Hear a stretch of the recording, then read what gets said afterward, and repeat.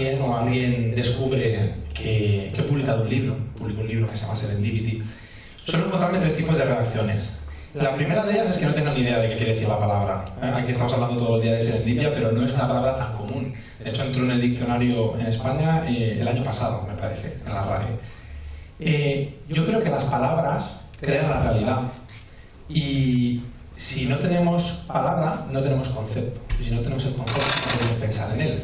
Por eso es muy importante acuñar palabras que nos lleven a estados, a conceptos que nos hagan pensar. Y la serendipity es una palabra que encierra un concepto muy, como habéis visto aquí, muy interesante que nos lleva a descubrir nuevas oportunidades. Entonces, si no tenemos esa palabra, es una pena, ¿no?, que no se conozca tanto la palabra. La segunda reacción es que efectivamente sí que conozcan la palabra, pero a veces desgraciadamente por la película, ¿no? Y dicen, sí, la película. Entonces creen que yo he escrito el guión o algo así, que soy rico y vivo en Los Ángeles.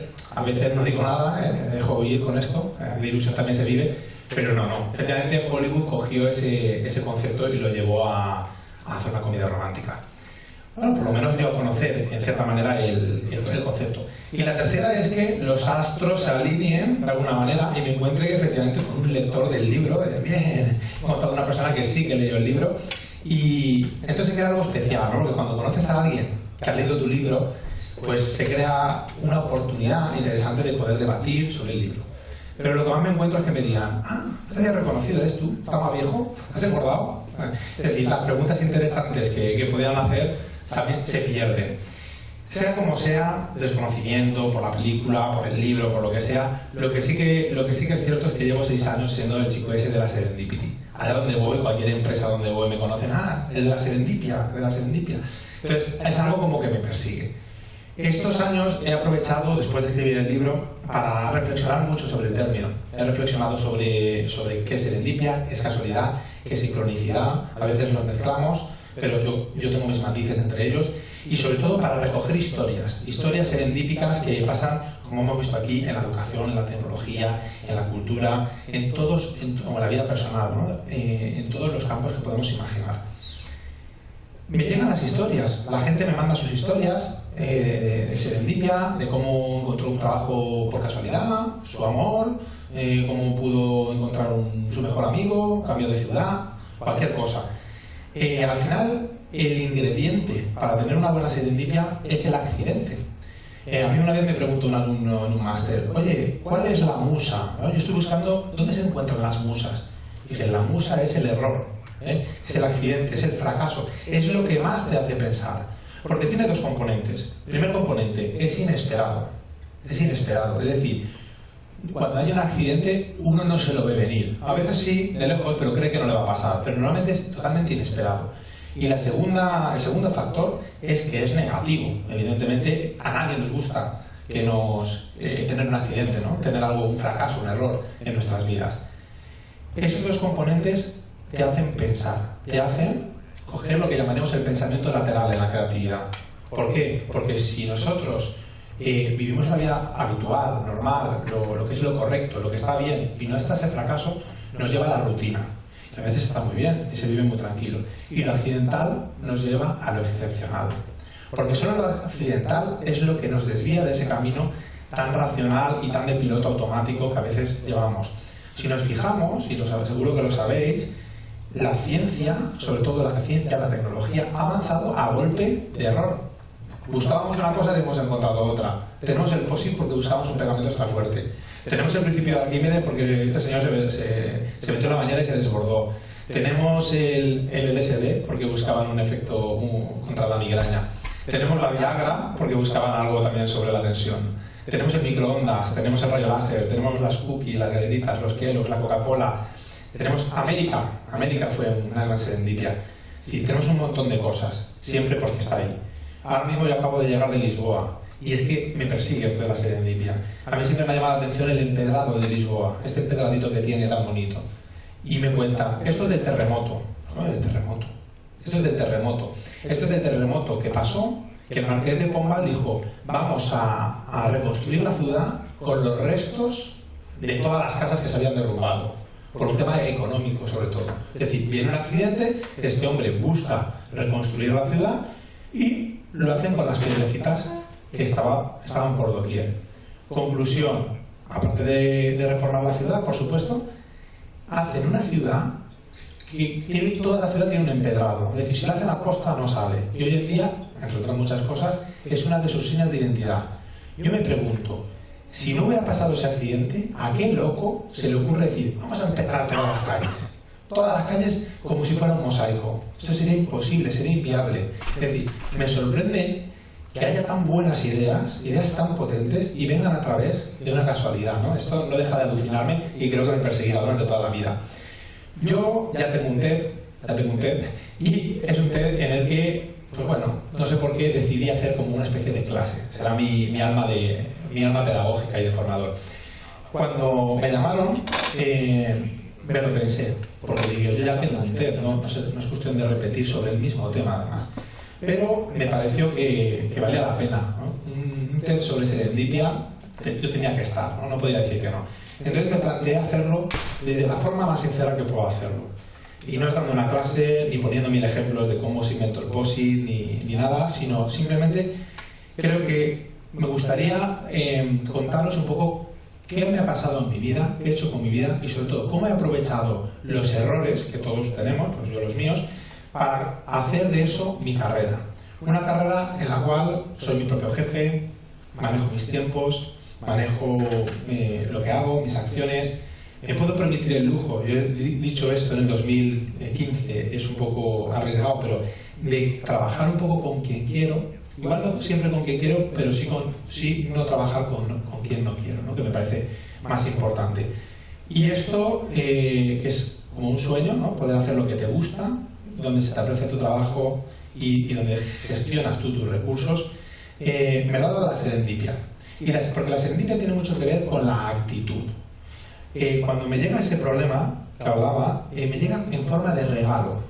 Un problema es un regalo, pero es un regalo muy especial, porque es un regalo que tiene un envoltorio como defectuoso o poco atractivo, y por tanto queremos cambiarlo o queremos arreglarlo, que es lo que hacemos cuando nos viene un problema. Sin embargo, dentro de ese paquetito hay algo excepcional, como decía antes, muy interesante, que hay que saber encontrarlo. Si no, nos quedamos o con la solución del problema o simplemente afectados por lo que nos ha causado.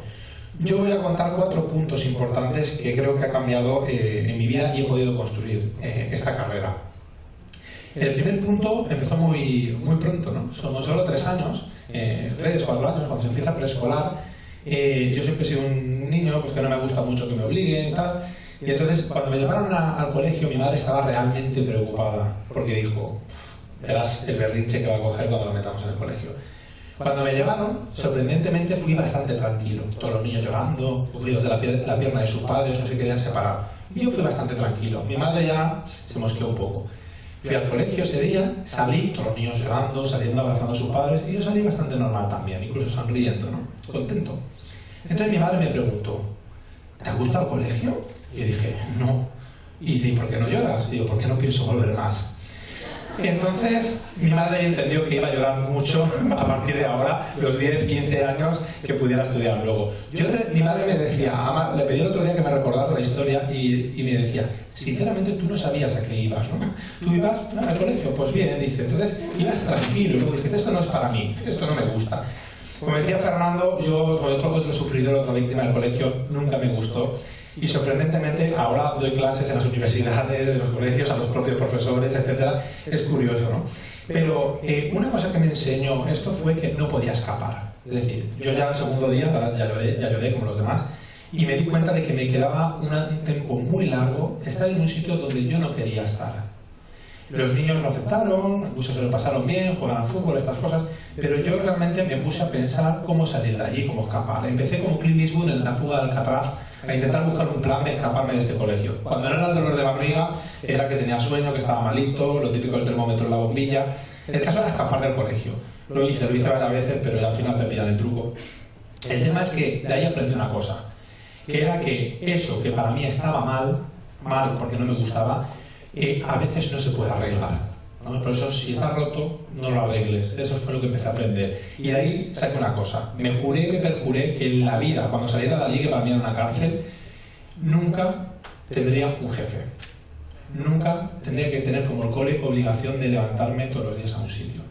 Y así ha sido. Es decir, desde que he hecho mi carrera profesional, y de hecho yo nunca he tenido un jefe en mi currículum, nunca, siempre he sido autónomo desde que acabé la carrera, y esto lo mantengo a rajatabla. No podría, entonces en el momento que escapé, esto lo mantuve. Y lo aprendí en todos esos años de colegio, ¿no? Fui macerando esta idea de ser independiente lo máximo posible.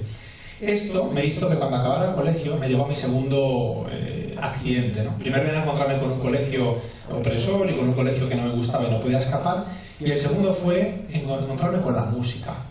Mi padre es músico y yo de alguna manera me gusta mucho la música, y pensé que esto coincidía bastante con esa idea de independencia que yo me había creado. Los músicos van a su aire, tocan, tal, ensayan, encima a mí me gusta, vamos a ello. Me puse a estudiar el piano, pum pum pum, fui bastante rápido, porque cuando uno le gusta algo va más rápido, no tiene tanto que ver con la inteligencia, sino con la pasión que le pones, la motivación. Y entonces esto me llevó a Budapest. Acabé en Budapest tocando el piano en la Academia Liszt, y me encontré con una cosa que no me esperaba, y es mucho nivel. Tengo amigos también aquí de Bilbao que me los encontré allí, gente de todo el mundo estaba estudiando allí. Y entonces vino el accidente, y es el decir, yo lo dejo. Yo no puedo, con 21 años o 22 que tenía, destinar toda mi vida a tocar el piano 8 horas al día, todos los días. No hay ninguna excusa. Un músico clásico tiene que ensayar, tiene que estudiar a diario. Es mucho sacrificio.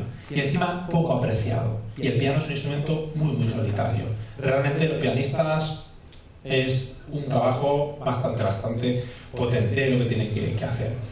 ¿Qué ocurrió? Que al final lo dejé, y eso fue un poco depresivo para mí, porque creía que esta era mi salida, mis amigos estaban acabando la universidad, y yo, ¿qué tengo? No tengo nada. Sé tocar el piano y ya está, es lo que sé hacer, y no quiero ni siquiera dedicarme a ello. Eso, no os voy a engañar, fue bastante duro, pero ese accidente, ¿cómo lo transformé? Empecé a ver lo positivo que había en eso, cómo yo era capaz de estudiar 8 horas al día sin nadie vigilándome, sin un profesor que estuviera poniendo un examen diario y trimestral ni nada. Simplemente se sabe que tocas o no se sabe que tocas. Un examen al año y punto. No vale eso de estudiar el último día. ¿Qué ocurre? Que yo tenía la disciplina, tenía la creatividad, tenía la capacidad del esfuerzo, tenía la experiencia de haberme ido con 20 años a estudiar a una ciudad del este de Europa, yo solo, viviendo allí, cuando mis amigos no habían salido de casa de sus padres. Y con eso empecé psicología.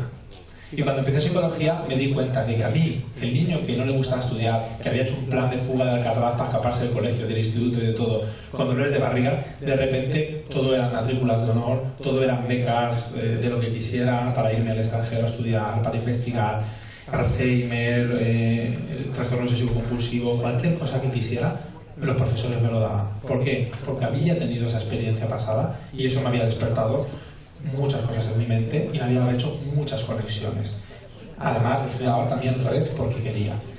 Y entonces empecé a encontrarme feliz y encontré una asignatura de desarrollo de habilidades, desarrollo cognitivo, donde se podía mejorar la memoria, se podía mejorar la visión espacial. Cualquier capacidad que tengamos podemos mejorarla, podemos entrenarla. Yo me decidí por entrenar una de las cosas que no me había gustado del conservatorio, que era la falta de creatividad que había encontrado allí. Era todo ejecución y repetición y práctica. Entonces me decidí que mi destino iba a ser el ayudar a la gente a desarrollar su potencial creativo. Entonces, el haberme dejado la música profesionalmente, que tanto me dolió, al final me dio mi profesión, que es esta, ayudar a las empresas y a las personas a desarrollar el talento y el pensamiento creativo. Bueno, a las empresas no lo sabía aún. Sabía que iba a ser a las personas, pero yo de empresa no había pisado una empresa en mi vida. Había salido del colegio, me había ido a Budapest prácticamente, había estudiado el piano y había estudiado en la universidad, pero yo de empresa no sabía ni lo que era un CEO, ni el organigrama, ni la cuenta de resultados. No había oído nada, nunca había trabajado en una empresa. Entonces me fui a hacer el doctorado a Madrid. Y entonces allí, bueno, yo quería ser docente. Y de repente, otro accidente. Me encontré con una universidad extremadamente política, extremadamente con relaciones poco recomendables y sobre todo con unos alumnos desmotivadísimos y con un doctorado que no era lo que yo esperaba, un doctorado en este país como los investigadores, como le tratan a los investigadores. Y yo dije, yo esto no lo quiero para mi vida. Yo quería ser docente, pero esto no lo quiero. Entonces, ¿qué ocurrió? Ocurrió que me tenía que buscar la vida, que en Madrid es muy caro, es muy complicado. Y entonces encontré una consultora pequeñita. Y yo cuando me decían, ¿a qué te dedicas, consultor? Digo, ¿y esto qué es? ¿Cómo que consultor? No sabía nada, consultor de empresas. Y entonces en un año me enseñaron que era un consultor, que era una propuesta, que era un cierre de venta, que era un servicio, que era todo. O sea, todo el negocio de la consultoría. Yo tenía el know-how porque tenía casi la tesis hecha sobre creatividad y sobre la innovación, y tenía la carrera de psicología, y tenía la música, tenía muchas cosas, pero me faltaba a quién le vas a vender todo eso. Ese es el problema cuando sales de la universidad. Tienes conocimiento, pero ¿qué es el conocimiento en valor para quién? Entonces, eso me lo dio. El haberme dejado el doctorado, que para mí fue muy triste, el no haber entrado a la universidad de docente, que para mí fue muy triste, me encontré con el mundo de la empresa, que a priori no me llamaba la atención, porque yo venía del arte, de la cultura, de la música, pero ahora reconozco que estoy muy bien. Estoy muy bien porque me gusta ayudarles, me gusta trabajar con ellos, me gusta el poder de transformación que puedo hacer dentro. Y el último punto, tenemos el colegio, tenemos la música, tenemos el doctorado, la universidad, donde he tenido 3 fallos, pero 3 cosas que me empezaron a dar, como decía Steve Jobs, puntos importantes para luego unir. Pero me faltaba uno, porque si no me quedaba en empresas muy pequeñitas, como autónomo, me faltaba uno importante, el de poder llegar a las empresas grandes, para realmente difundir allí la creatividad y la innovación. Y eso me lo dio un libro.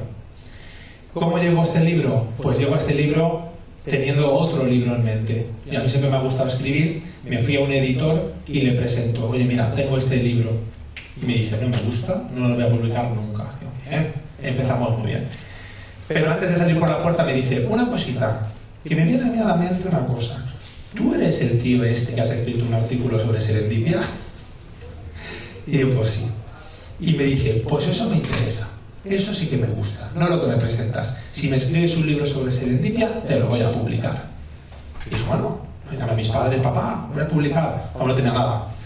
Entonces me puse y le mandé un capítulo. Le digo, toma, ¿te gusta? ¿Te gusta? Y me dijo, no lo voy a leer, necesito el libro entero. Y hombre, con un capítulo sabrás si te gusta. Y me dijo, necesito el libro entero. Y no se puede negociar. Me puse a escribir el libro entero. No tenía otra cosa que hacer. Me puse a escribir el libro entero y luego se lo mandé. Mira, me gustaría deciros que luego me lo publicó y fue una historia muy bonita, pero ni lo leyó. Ni lo leyó, pasó de mí. Y entonces, bueno, pues podría decirse que otro fracaso más. Al final, me acuerdo que estaba en Tarragona, en un hotel, estaba trabajando con un cliente y estaba por la noche pues allí mirando cosas. Y entonces me acordé que un mes antes, en un gran congreso, yo estaba buscando un libro, el Manifiesto Vikingo, un libro de cómo innovan los países nórdicos. Y entonces no lo encontré y me persiguió una persona, era un editor y era el director de marketing de Planeta. Y él me dijo, ese libro es nuestro, yo te lo voy a mandar si no lo encuentras. Me lo mandó y a partir de ahí hicimos relación. Entonces pensé, tengo un manuscrito, el editor este no me hace caso y tengo la tarjeta del otro que ha sido muy amable mandándome un libro. ¿Por qué no se lo mando? Entonces, se lo mandé y al mes me contestaron que lo publicaba, que les gustaba. Esto fue en el 2009, la crisis ya empezaba a apretar, yo no había escrito oficialmente ningún libro y a pesar de eso les interesaba el tema y me lo hicieron. No sabes lo que hicieron publicándome un libro que se llama Serendipity. No hay nada en el mercado, no había nada. Lo único que había eran libros que recogían ejemplos y ejemplos de serendipia. Pero no había ningún libro que explicara por qué se da la serendipia. Hay una metodología, hay algo, y ahí es lo que hice. Fue en forma de ensayo, pero más o menos ya esbocé qué cosas en común tenían todos los que habían tenido su serendipia. Y bueno, a partir de ahí pues cambió mi carrera. Es decir, me llamaron empresas muy grandes, me llamaron para hacer conferencias, me llamaron para radio, para tele, para todo, y pude realmente cambiar. A partir de ahí han habido muchas pequeñas serendipias y siguen habiendo en mi vida, siguen estando ahí y me hacen avanzar poco a poco. Pero considero que estas 4 fueron las más importantes, fueron los 4 pilares sobre los que he podido construir una carrera, que tampoco que soy millonario, pero por lo menos vivo de lo que quiero y de lo que me gusta. Y si al final he podido aprender algo, es que cuando viene algo mal, cuando hay un accidente, tendemos enseguida a arreglarlo. Enseguida, somos muy solucionadores de problemas. Hay un problema, venga, a solucionarlo. Y yo creo que al final cuando viene un problema hay que pararse un momento y ver qué podemos aprender de él antes de solucionarlo. Así que recordar, si está roto, mejor que no lo arregles. Muchas gracias.